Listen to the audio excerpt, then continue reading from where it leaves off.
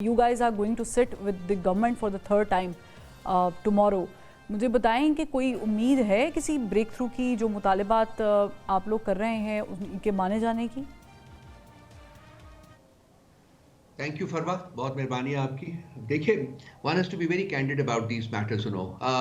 अगर हमारे मुतालबात ये मान सकते तो इनकी हुकूमत ना रहती, वो चली जाएगी। अगर ये मानेंगे तो हुकूमत चली जाएगी। तो लाजमी बात है, मेरी ज़ाती राय ये है कि जी ये हमारे मुतालबात मान कर अपनी हुकूमत ख़त्म करने के लिए तो तैयार नहीं होंगे। लेकिन दूसरा जो आंसर है इसमें वो ये भी है कि मुतालबात एक्चुअली वो जो मुज़ाकरात इनसे नहीं हो रहे, मुज़ाकरात इनके अपने मिनिस्टर्स के कहने के मुताबिक जो है वो इस्टेब्लिशमेंट के साथ हो रहे हैं। इस्टेब्लिशमेंट ऑन बोर्ड है।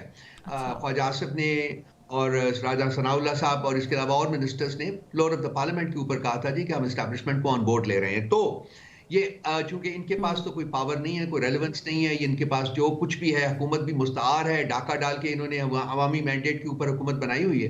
तो ये जो इनकी जो ताकत है वो वहीं से आती है। सो लाजमी बात है कि वो भी ऑन बोर्ड है, वो भी मुज़ाकरात का हिस्सा है और उन्हीं की वजह से ये हमारे साथ बैठे हुए हैं। मुज़ाकरात कामयाब होते हैं कि नहीं, ये तीसरी जो मीटिंग होगी कल को, उसमें जब हम मुतालबात पेश करेंगे तो या तो कल ही या फिर आइंदा 2-4 दिनों में जो इनका रवैया है वो बिल्कुल सामने आ जाएगा, जिसकी बेसिस के ऊपर ज़्यादा क्रेडिबल तरीके से इंसान बात कर सकेगा कि मुज़ाकरात किस तरफ जा रहे हैं। लेकिन करेक्ट मी, क्योंकि आप लोगों ने जो 2 मुतालबात किए हुए हैं, आपने कहा हुकूमत चली जाएगी, तो हुकूमत कैसे चली जाएगी? क्योंकि एक मुतालबा तो जुडिशल कमीशन बनाने का है, वो तो ज़ाहिर है कि जुडिशल कमीशन इंक्वायरी करेगा। दूसरा मुतालबा है जो कैदी और असीरान हैं उनकी रिहाई का, उस पर तो गवर्नमेंट का एक अपना मौक़िफ़ भी है। तो ये दोनों मुतालबात अगर लेट्स सपोज पूरे हो भी जाते हैं तो गवर्नमेंट फिर कैसे चली जाएगी?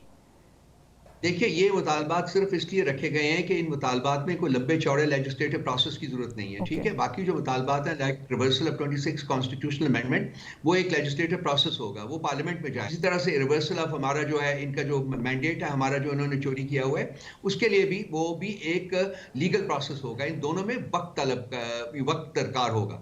लेकिन ये जो 2 मुतालबात हैं ये फौरी तौर के ऊपर हो जाते हैं। तो इनसे इनके रिस्पॉन्स से इनके रवैये जो हैं वो क्लियरली सामने आए। दूसरा रहा इनकी हुकूमत का जाना। तो जब ये चीजें बन जाएंगी, जब ये कमीशंस बन जाएंगे, उसके बाद तो दिनों की बात होगी।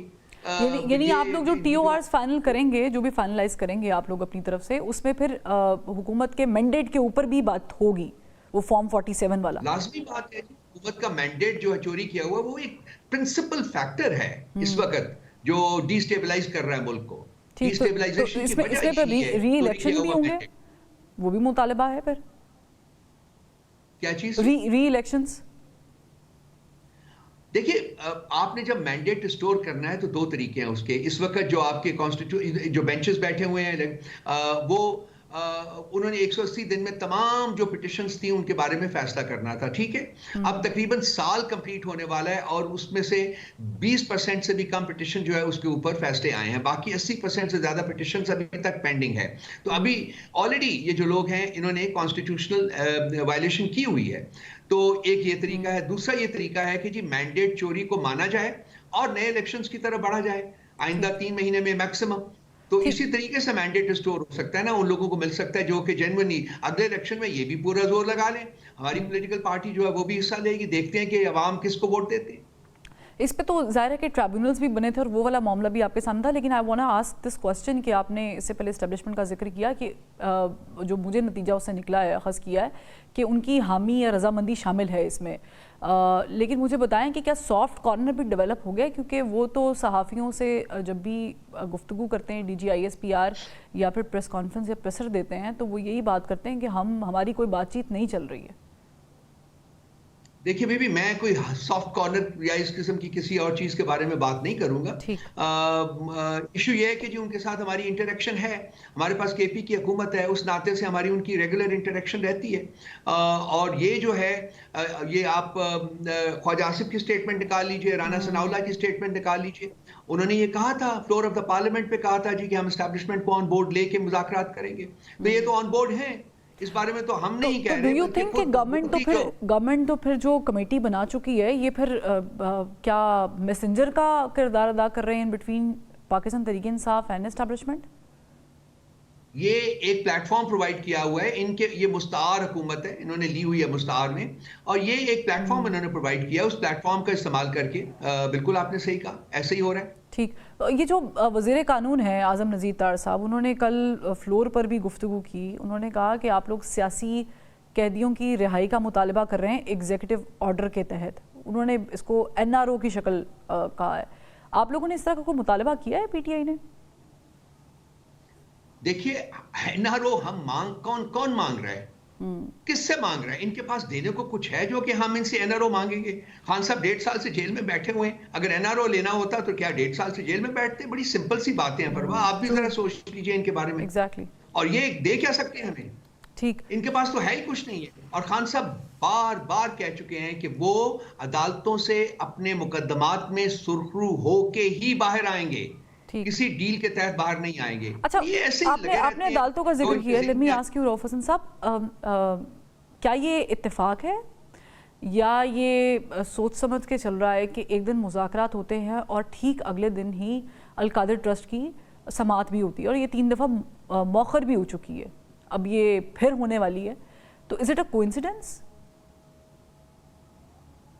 अब मैं क्या इसके ऊपर बात करूं फरवा, क्या कहूं? मतलब इसमें बहुत सारी 2-3 नैरेटिव्स चल रहे हैं। इसको डिले किया जा रहा है ताकि इस्लामाबाद हाई कोर्ट में नए जजेस की तैनाती हो जाए, ताकि जो बेल की पॉसिबिलिटी है उसको डिफिकल्ट बनाया जा सके, नए जजेस का बेंच बना के उनको दिया जाए। कुछ कह रहे हैं जी कि चूंकि मुज़ाकरात हो रहे हैं तो इसलिए एक मतलब नहीं फैसले का ऐलान किया जा रहा। और प्रेशर का भी सब्सटेंस मौजूद है। कर रहे हैं कुछ लोग, सुन ले, कुछ लोग यहाँ तक स्पेकुलेट कर रहे हैं कि जी शायद इनको पता है कि कोई इनके लिए एडवर्स जजमेंट ना आ जाए। ये तमाम चीजें जो मार्केट में चल रही हैं, so it is all in the speculative realm. तो जब आएगा 17 को, उन्होंने कहा है कि जी उन्होंने फैसला देना है, तो वो परसों 17 है, 17 भी आएगी, पता चल जाएगा कि फैसला आता है कि नहीं आता, कि फिर पोस्टपोन होता है। और कल आप लोगों ने ज़ाहिर है कि इनके साथ बैठना ही है। मैं प्रेशर का जिक्र कर रही थी, प्रेशर बनाने के लिए भी तो ये एक टैक्टिक हो सकता है। अनदर थिंग इज़ कि आप लोग जब कल बैठेंगे एंड जस्ट इन केस अगर गवर्नमेंट आपका जो एक पहला मुतालबा है जुडिशल कमीशन बनाने का वो नहीं मानती है, जिस पे राना सनाउल्लाह साहब ने कल एक निजी टीवी पे बैठ के कहा भी है कि हम उम्मीद है कि इनके शायद चांसेस हैं कि दोनों मुतालबात नहीं माने जाएंगे, तो in that case, in that scenario, फिर आप लोगों की क्या स्ट्रेटजी होगी? फिर आप लोग चौथी बार बैठेंगे?